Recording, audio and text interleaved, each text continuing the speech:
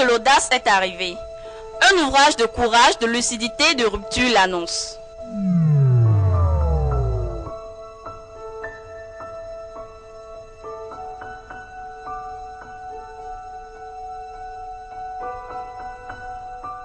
Je m'appelle Yacouba Fassassi, je suis béninois, économiste principal du Fonds monétaire international FMI à Washington DC, à la retraite. Je suis consultant international et je suis chef d'entreprise. Le FMI m'avait affecté au Bénin où j'ai été le conseiller spécial des 2 premiers présidents de l'ère du renouveau démocratique pendant environ 15 ans. Mon dernier livre, publié aux éditions L'Harmattan à Paris, porte sur le franc CFA et l'intégration économique et monétaire avec une monnaie unique au sein de la communauté économique des États de l'Afrique de l'Ouest, la CEDEAO. Ce livre est né d'un constat et de la conviction de l'économiste que je suis. Quel est le constat ? Les pays africains du système des choses du franc CFA sont individuellement et globalement moins développés que tous les autres pays africains, en particulier les pays anglophones. La conviction, c'est que ces pays de l'Afrique appartenant à la zone franc vont poursuivre inexorablement leur régression économique et sociale. Toute chose marquée par l'accentuation de la pauvreté et de la misère. À cette étape, il n'y aura plus d'État, plus de démocratie, mais plutôt l'anarchie et le sauve-qui-peut général. Je souligne qu'il ne s'agit pas là, comme en tauromachie, d'un chiffon rouge jeté à la face de nos dirigeants pour leur faire peur. Non, c'est la réalité qui se dessine et qui est inéluctable. Si, très rapidement, nos pays ne rompent pas intelligemment avec le système du franc CFA et ne se mettent résolument sur la voie d'une intégration régionale et monétaire librement pensée, honnêtement voulue et volontairement assumée, en toute responsabilité et en toute connaissance de cause. Autrement dit, le choix est entre l'intégration monétaire et fédérale ou la mort de nos États zone franc CFA. Mes convictions se sont formées au cours de mon parcours d'économiste, non seulement en théoricien de la macroéconomie et de la monnaie, mais aussi et surtout dans le feu de l'action, que ce soit dans mes diverses fonctions en France, au Bénin, aux États-Unis au Fonds monétaire, au Sénégal au siège de la BCEAO, au Maroc, au Nigeria, au Ghana et en Ouganda, pour ne citer que ces quelques pays.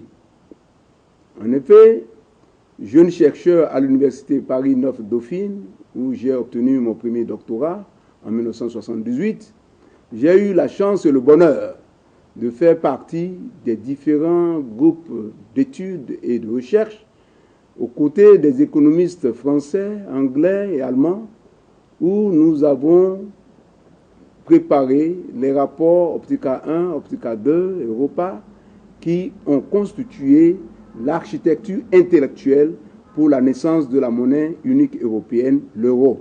Les pays européens de la zone euro devraient constituer à terme une zone monétaire optimale avec le respect des critères de convergence et le fédéralisme budgétaire qui permet de relever le niveau de développement économique et social des pays les moins développés de la zone, ce qui explique des financements massifs mis à la disposition des pays comme la Grèce et d'autres pays moins développés de la zone.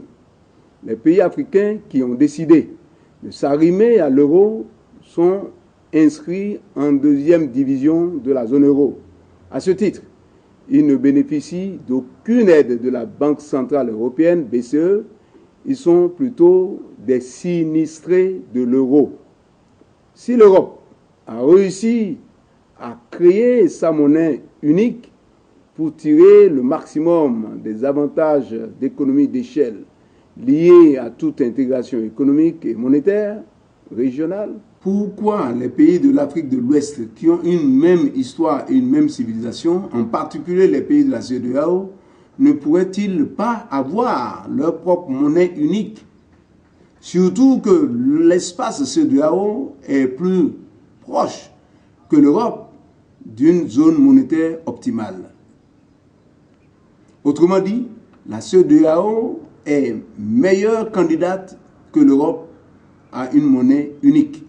La France, en créant le 25 décembre 1945 le franc CFA, franc des colonies françaises d'Afrique, a fait œuvre utile en mettant ensemble ces colonies en leur donnant une même monnaie, tout comme elle leur a imposé au début de l'assimilation-colonisation une même langue, la langue française. Mais aujourd'hui, on peut constater que le franc CFA a vécu. Il faut maintenant changer son fusil d'épaule. L'euro auquel le franc CFA est arrimé n'est pas la monnaie des échanges extérieurs de nos pays. Le franc CFA ne correspond plus aujourd'hui à aucune réalité économique. À l'analyse, le franc CFA est devenu un système d'exploitation des pays les plus pauvres et les plus indigents de la terre. Un système de transfert systématique au trésor français des devises étrangères, dollars, euros et yens, chèrement gagnées des exportations de nos pays. À travers le système du franc CFA, les pays africains enrichissent la France en s'appauvrissant. Les présidents de la République française, et pas des moindres, ont eu l'honnêteté intellectuelle de reconnaître cette évidence, cette dure réalité de plus en plus insupportable car déshumanisante. Le président François Mitterrand disait en 1994, et je cite, « En ce début d'année, on continuera à voler les Africains. Ils s'appauvrissent sans cesse. En 1994, il y aura encore plus de flux de capitaux de l'Afrique vers les pays industrialisés que l'inverse. » Fin de citation.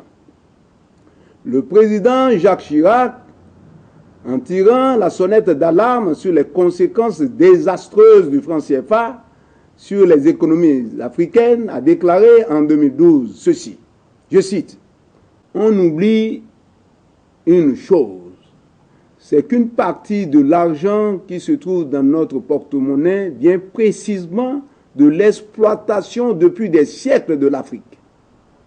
Alors, il faut avoir un petit peu de bon sens, de justice. Je ne dis pas de générosité, mais de justice pour rendre aux Africains ce qu'on leur a appris, d'autant que c'est nécessaire si l'on veut éviter les pires convulsions ou les difficultés avec des conséquences politiques que ça comporte dans le proche avenir. » Fin de citation. L'ancien président du Niger, Mahaman Ousmane, disait, je cite, « Pensez-vous avoir le sommeil tranquille dans les années à venir si vous n'engagez pas la rupture avec le système franc CFA ?» Fin de citation. Quant à l'ancien président sénégalais Abdoulaye Wade, il avait courageusement réclamé en 2007 que la France restitue aux pays africains de la zone franc leur argent. Et il a ajouté, je cite, « L'argent du peuple africain bloqué au trésor public français doit être rapatrié en Afrique afin de profiter aux économies des États de la BCEAO. L'on ne peut pas avoir des milliards de milliards placés dans les marchés boursiers étrangers et dire en même temps qu'on est pauvre et aller ensuite commander de l'argent. » Fin de citation. Et le président Wade conclut en qualifiant la zone franc, je cite, de zone d'exportation des profits. Et il ajoute, je cite, c'est une zone dans laquelle ceux qui gagnent de l'argent le matin l'exportent le soir. Fin de citation.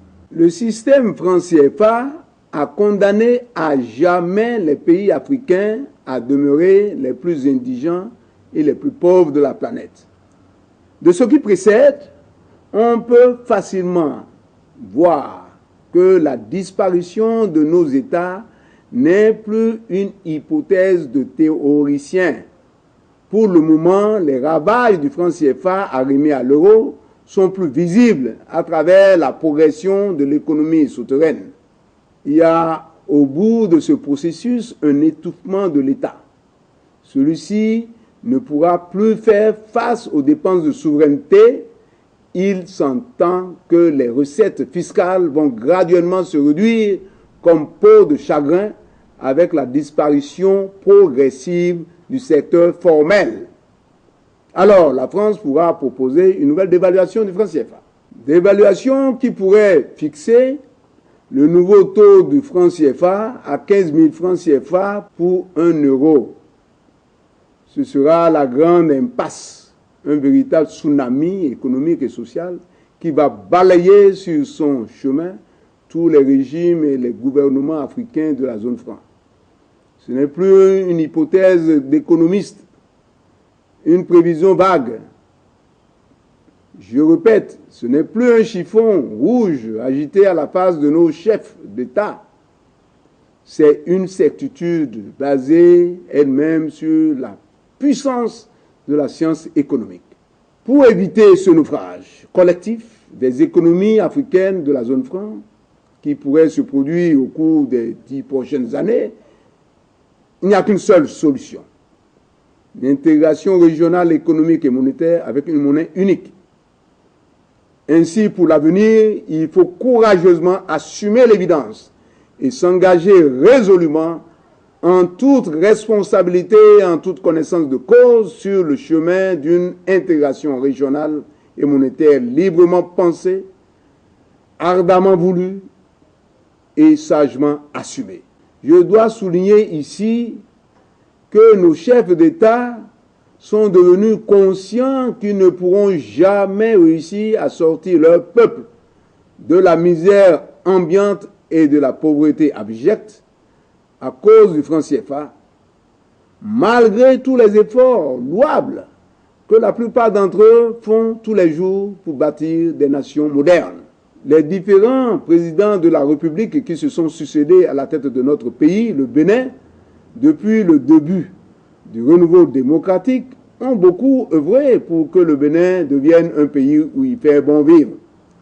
Ayant étroitement collaboré avec ces chefs de l'État, je suis un témoin vivant et privilégié pour déclarer qu'ils ne pouvaient pas faire plus dans le carcan que constitue le franc CFA. Ils n'avaient pas les moyens financiers de leur ambition pour notre mère patrie. De même, l'actuel chef de l'État s'échine et se dépense pour que le Bénin devienne un pays véritablement émergent. Il a de grandes ambitions pour notre pays, le Bénin.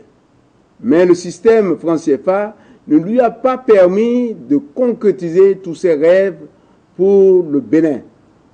On doit lui reconnaître d'avoir beaucoup fait pour si peu de moyens dans un pays pauvre comme le Bénin.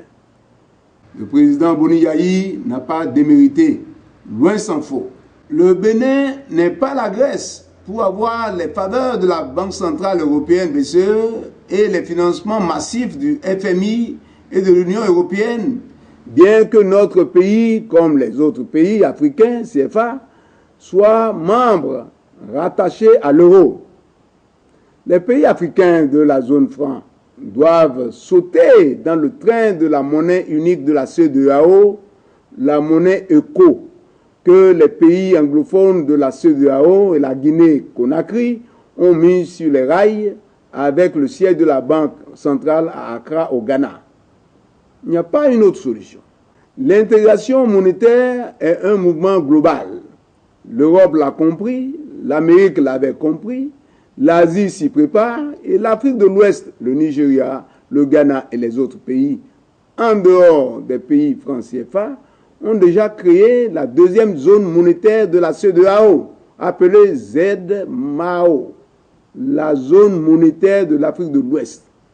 Si les pays francs CFA tardent à rejoindre ce mouvement d'intégration monétaire avec une monnaie unique, c'est notre pays, le Bénin, qui risque d'être pris en sandwich avec une accentuation de la paupérisation déjà lourde. La rupture avec le système franc CFA ne doit pas être comprise comme une rupture avec la France. Il faut plutôt amener la France à accompagner la naissance de la monnaie unique de la CEDEAO. De même, la rupture avec le système franc CFA ne doit pas être comprise non plus comme un aventurisme monétaire où chaque pays de la zone franc pourra décider de battre sa propre monnaie. Ce serait suicidaire pour l'économie nationale de chacun et de tous. Par ailleurs, et pour finir, c'est l'économie réelle qui s'effondrera dans un plus bref délai. En effet, comme si les malheurs du franc CFA arrimé à l'euro ne suffisaient pas, la Lali, le coup de grâce, en un mot, le chaos fatal à l'économie béninoise viendra de l'économie réelle avec la construction par le Nigeria, à la frontière du Bénin à Badagry, du plus grand port en eau profonde de toute l'Afrique. Les travaux de ce port de Badagry, sur plus de 1200 hectares et d'un coût total de plus de 2 milliards de dollars, commence en septembre 2015. Ainsi, le port de Cotonou, le seul poumon de notre économie nationale, va petit à petit mourir de sa plus belle mort, car devenant redondant. Que faire? Il faudra que la politique nostalgique de gestion des intérêts extérieurs au profit de l'extérieur cède vite la place à la politique de gestion des affaires du Bénin dans l'intérêt supérieur du Bénin par les Béninois et pour les Béninois. Au total, je réitère ma foi en une CEDEAO des peuples, une CEDEAO fédérale avec une monnaie unique. C'est la seule voie de sortie. Il n'y en a pas d'autre. Chers téléspectateurs, je finis en lançant un défi à quiconque, homme politique ou autre, qui pourra me convaincre que notre pays, le Bénin, pourra sortir de la misère et de la pauvreté sans rompre avec le système franc CFA. Et très rapidement. Autrement, dans quelques années, l'économie du Bénin disparaîtra. Je propose une rupture rapide mais intelligente qui passe par la caution de la France pour une CEDEAO puissante, unie et bilingue, préparant ainsi la voie à un partenariat très profitable pour l'Hexagone.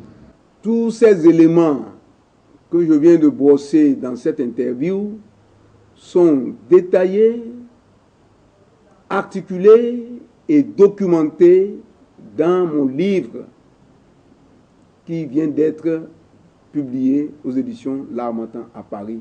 Un livre de plus de 300 pages qui est en vente en ligne et dans toutes les librairies.